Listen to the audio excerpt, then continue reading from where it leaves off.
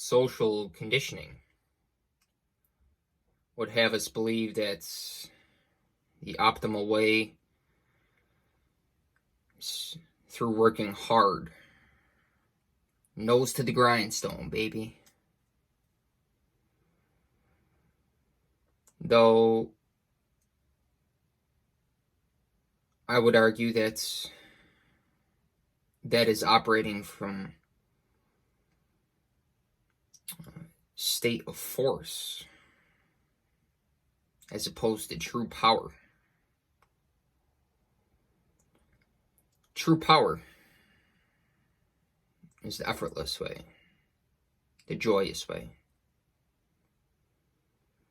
I urge you to ask yourself, would you rather work joyously or work hard? Which one sounds better? Joyous, hard.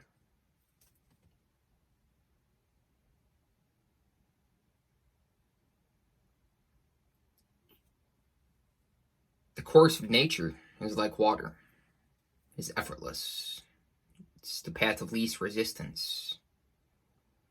It is naturally flowing.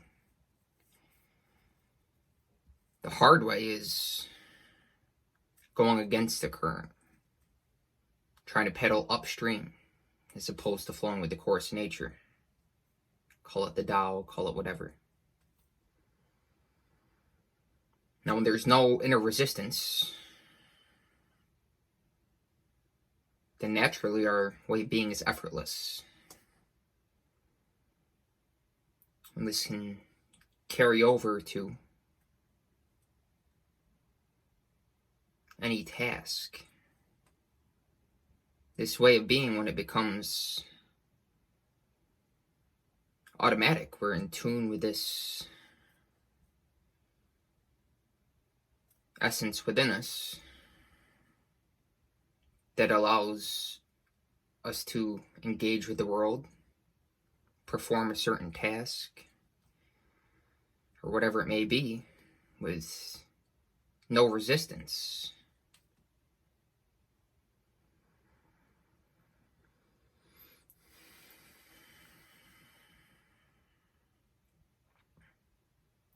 And when you're like this, then there's no problems, because you've removed the cause within, the source of the problems, which was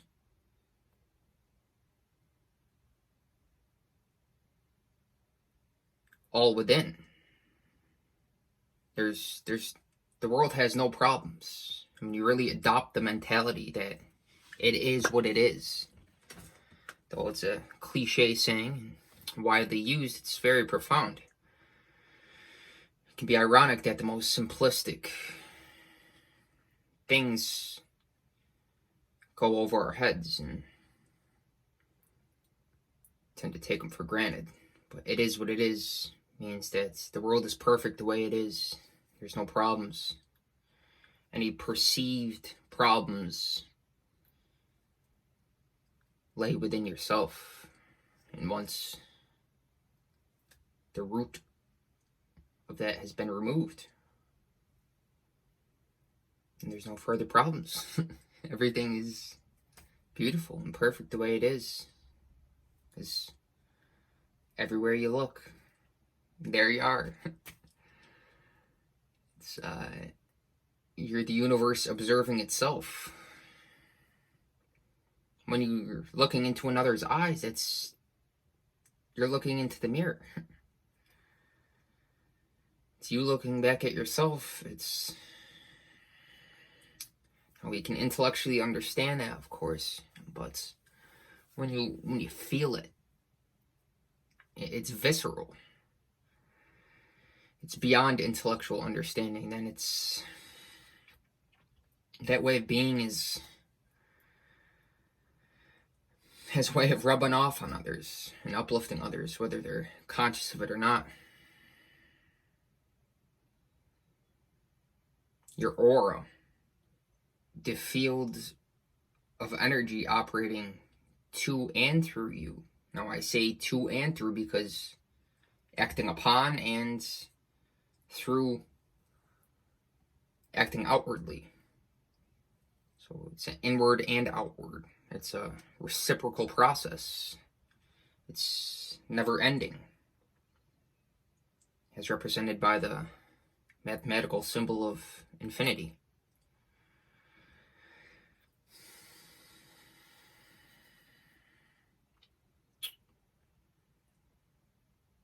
And when you have a near-death experience, then you realize that there is no death. And once the fear of death has been supplanted, removed from one's consciousness, there are no fears left. Because that is the fundamental fear.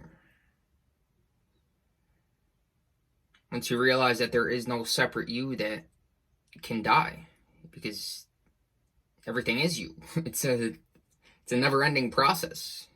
Energy cannot be created nor destroyed, only transformed. So the perishment of this body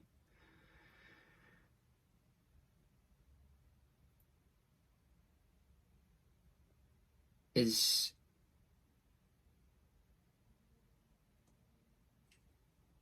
transformation of energy. Who knows where that energy goes? It's one of the beautiful things about life. It's no matter how much we know or experience within ourselves, there's still always going to be that element of mystery and wonder.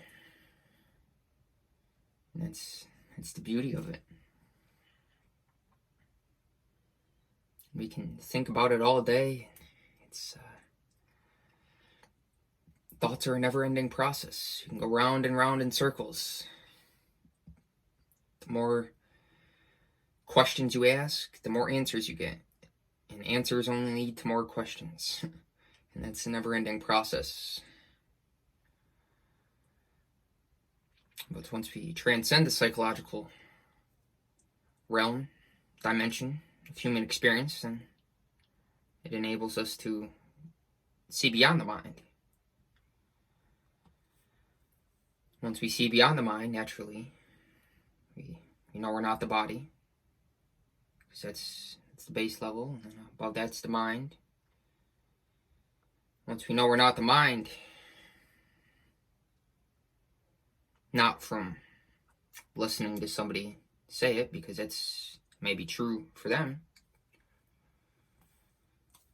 because they've experienced it, but is it true for you?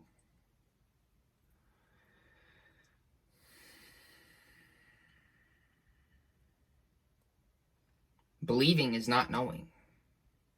We can believe what somebody is saying because we sense the truth in back of it. And maybe they've experienced it and they want to share it with you. But unless you've experienced it for yourself, then you're believing what somebody else has said. There's nothing wrong with that. But believing is not knowing. Knowing is experiencing. And I prefer to use the words witness or observe as opposed to experience. Because experience implies an experiencer, which means that creates a dualistic framework of perception. And experience and experiencer creates a sense of separation. But when experiencer and experience become one, it's pure awareness. It's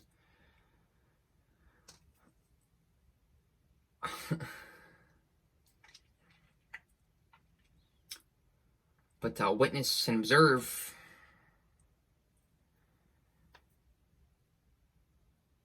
is more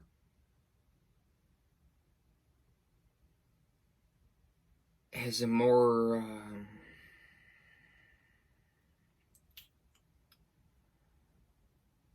natural feel to it. And this is where we can get hung up on words. And really, words only have as much meaning as we give them. And words only have meaning in context. And if somebody is talking from a different paradigm or plane of consciousness, then we may misinterpret the words in which they speak. Because we're only interpreting from our level of perception, which is based upon our paradigm, which is another way of saying based upon the frequency we're vibrating at, which is determined based on our accumulated subjective experience, information that we've gathered. That's why each one of us is like a snowflake. We're all unique. We can all relate to each other. We're all human beings. We've been through the emotional scale. We've all experienced similar emotions. Obviously, the details are different. But the details are... Focusing on the details is intellectual and linear processing. And it's focusing on the ego and not seeing the bigger picture. Whereas a sense of relatability stems from an understanding that's all of mankind is one. The simple, factual, and natural fact that we are all in this together. There's no separation. There's no separate you. No separate entity of which we've been conditioned by society and scholastic system of indoctrination to believe that we are an individual mind unto itself. But just asking a few simple questions or having a certain keenness of attention really shatters that illusion. We're all at different points in the journey of our personal evolution. There's no better or worse, no right or wrong, no superior, inferior. And like I said, we're all like snowflakes. We're all unique. Not one is better or worse than another. Nobody's special. We may be unique, but we're not special. Just because we've had a certain experience or understand or know something that somebody else may not, that doesn't make us better. But also it's important to discern between understanding and knowing. Because understanding is a psychological process. It's logical, linear, analytical. It's of the left brain, rational mind. Whereas knowing is experiential. It's the right hemisphere, the etheric, the spiritual brain. And when our energies are liberated from the animalistic energy centers, the root chakra, the sacral chakra, and the solar plexus chakra. Don't get hung up on the word chakra. You know, some people demonize it and label it as new age mumbo jumbo. But it's really just having a higher degree of awareness about ourselves on a physical, mental, emotional, and spiritual level. It's all one synonymous process. We don't separate the body, the mind, emotions, and spirit. It's all flowing together. The greater degree of awareness and understanding we have about this one, it translates to understanding others as well. Because we're all human. So once our energy is liberated from those lower energy centers, and the threshold between the solar plexus and the heart is the crucial climax, the turning point, from which we are liberated from our animalistic nature into our higher nature. Now, higher doesn't mean better. It's don't get hung up on the words again. It's higher and lower are just conceptual labels so that we can understand the difference between different ways of being and operating, functioning as humans. It's important to not develop a sense of spiritual pride where we feel superior or where we're trying to one-up others, because then that defeats the purpose. You're definitely not so long as you're thinking that way and you're still in the solar plexus, you haven't had ego death. The energies haven't been liberated from the lower centers into the heart, and that's where we really start to feel and develop a sense of compassion. And I wouldn't say develop, we discover it. It's always been there. Develop means we try. It's not, we don't have to try. It happens naturally of its own when we're ready, when we reach that point of inner evolution within ourselves. And I made a couple other videos about it too. The stigmas surrounding masculinity, and it's a lot of it's a bunch of horseshit. When you are complete and whole, what does holy mean? Holy means being whole, complete within yourself.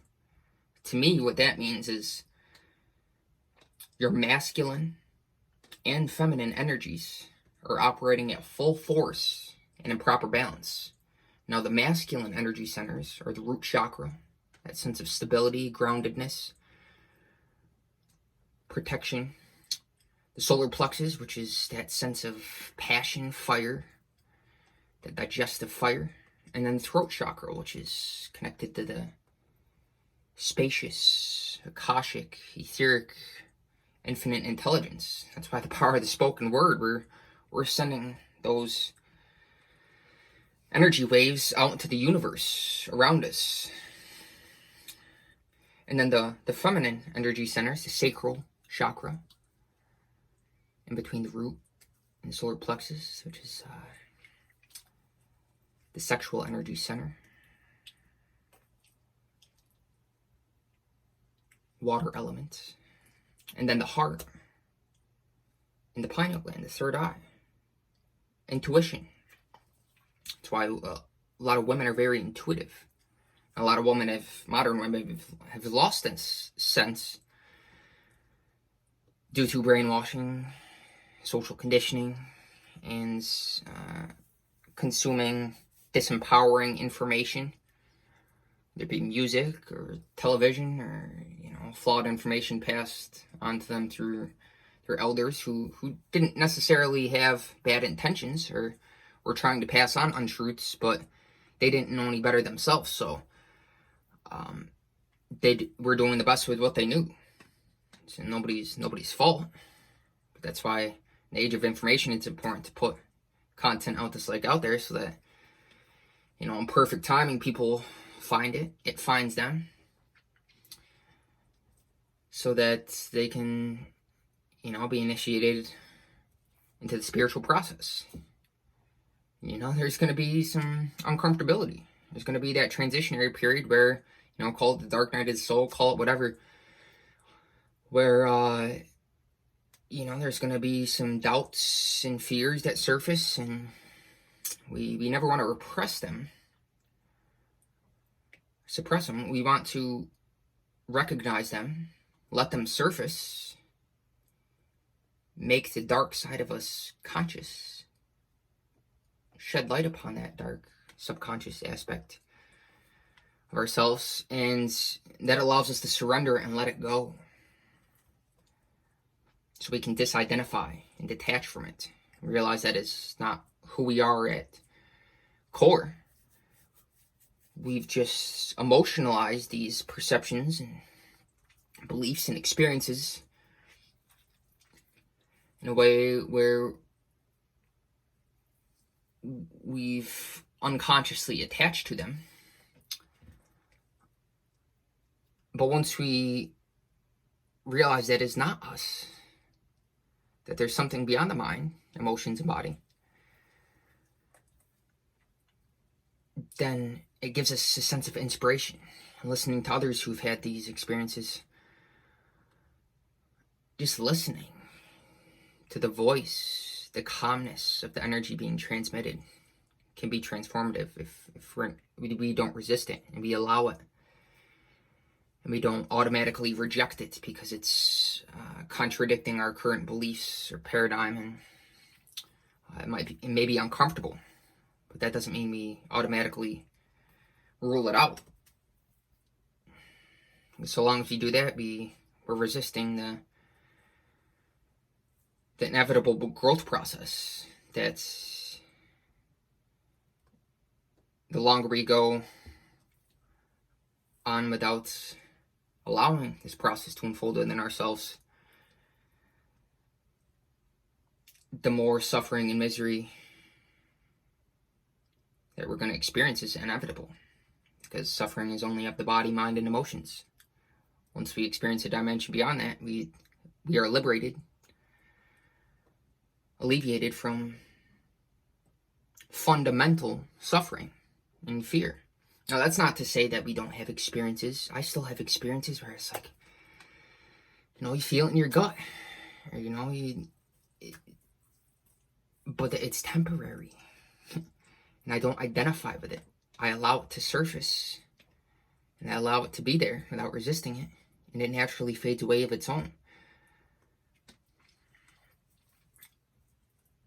So, I'm not declaring some ultimate poise, like I've had it figured out. I've been through the same emotions as you. It's just that I've learned from the experiences, and I'm at a point now where I want to pass these insights and understandings on to those who are willing to listen. And to the degree that one on the other end of this is receptive, then they'll sense the truth in it. And hopefully it'll make a positive impact through uplifting you, of which I, Alex, do not take credit for that. As I'm talking right now, I didn't even necessarily know what I was going to say. I'm simply allowing what is within me to express itself, to come out.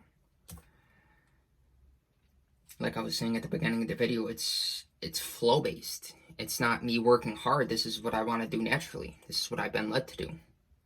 This is what I'm allowing myself to do, the process to unfold naturally through a flow-based power instead of a forceful-based hard work approach. Because that, we've all heard the saying, you never work a day in your life if you enjoy what you're doing.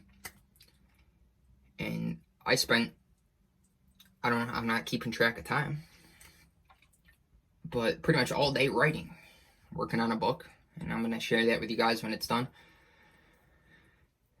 And that's one of also the intentions of the YouTube channel, so that, I can share the written work with you guys, those who sense the truth in it.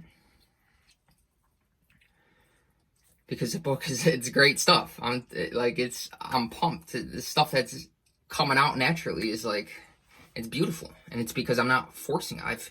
There was a lot of resistance at the beginning. There was a period where I tried to force myself to sit down and write, block off time and say I have to write for 2 hours and at this time and it didn't work. And I sustained that for a couple months, and I fell off because it wasn't natural. It's forced. So working hard. And the quality of the work was not nearly as good as it is now, because I'm experiencing it as a joyous process. It's flow-based. I lose myself. Like the Eminem song, Lose Yourself. Lose yourself in the music. Everything is sound. Universe means one sound. One energy. I lose myself in the process of involution, where I get lost in the work. I look at the time, I'm like, holy shit, like I've been writing for 8 hours. Like it doesn't even seem like that. It just, time is flying. And that's how I know that I'm on the right path, because it's flow-based as opposed to force-based. Check out the book Flow by Mihai Csikszentmihalyi. I'll put a link in the description. Anyways, it's getting up there in time now. Speaking of losing track of time, right? Anyways, I promised I'd be consistent with the content. I didn't put up a video today, so I figured now was the time, right? No time like now. I'm enjoying the sauna, getting a good sweat in, so I keep doing this. But yeah, I appreciate it, guys. Show you boys some love. Like, comment, subscribe. I'll see you in the next one.